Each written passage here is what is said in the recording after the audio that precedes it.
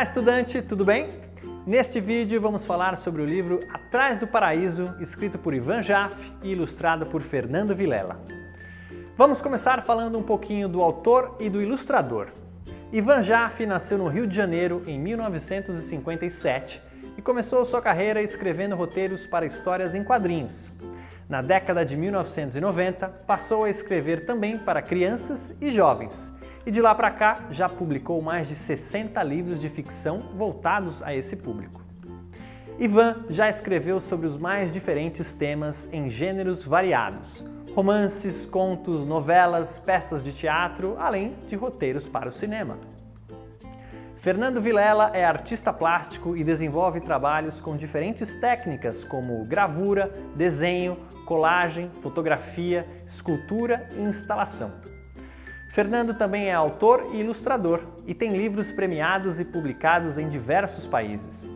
Suas obras fazem parte de importantes coleções como a do MoMA, em Nova York, e a da Pinacoteca do Estado de São Paulo. Muitas de suas obras dialogam com clássicos da literatura brasileira.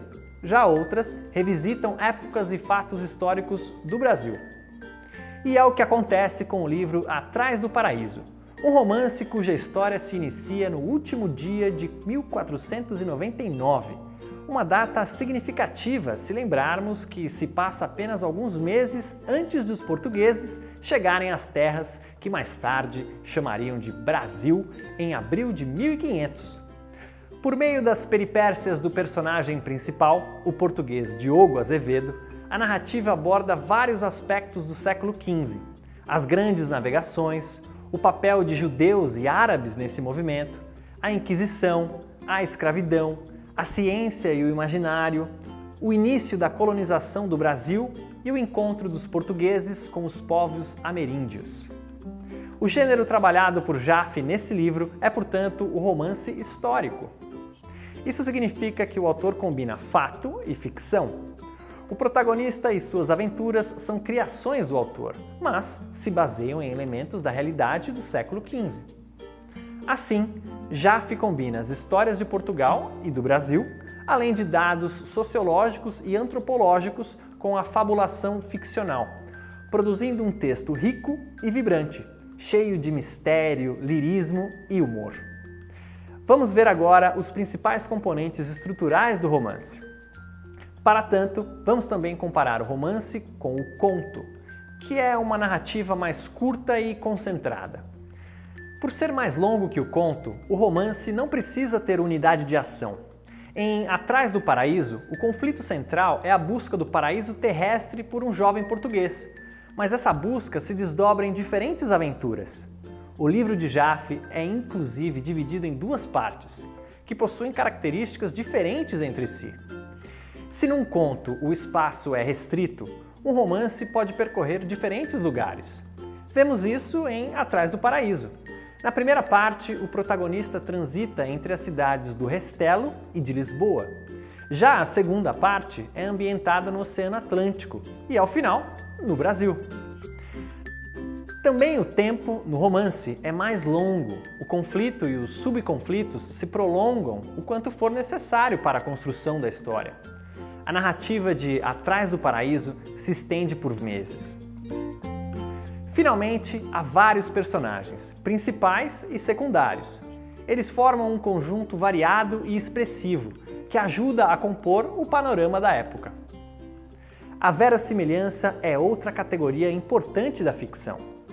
Verossimilhança é a ilusão de verdade que uma obra transmite, independentemente de sua verdade. Verossímil, portanto, não é o verdadeiro, mas o que parece verdadeiro.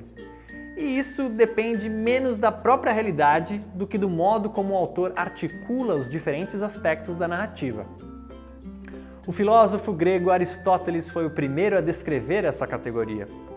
Os aspectos da realidade entram em Atrás do Paraíso como matéria-prima para a criação ficcional.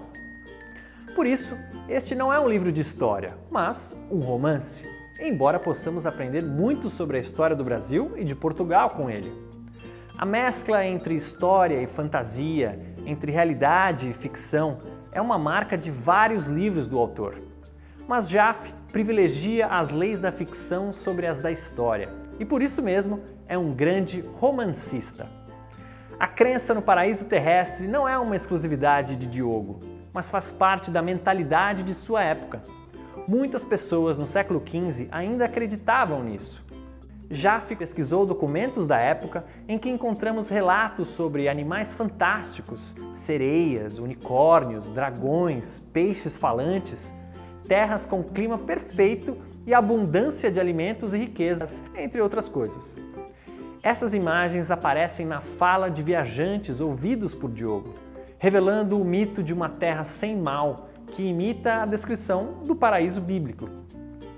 Então, apesar de o Renascimento ter sido uma época cheia de avanços e descobertas, o mundo era ainda, em grande parte, desconhecido e misterioso para os europeus. E havia uma certa persistência do imaginário medieval. A Terra já não era o centro do universo, mas a descrição precisa dos corpos celestes só seria introduzida por Galileu Galilei. Com Galileu, a ciência começou a ser instrumentalizada e basear-se em técnicas, instrumentos e cálculos matemáticos. Mas, no início do século XV, as pessoas ainda olhavam para a natureza e a interpretavam de modo simbólico e moralista, deixando muito espaço para a imaginação.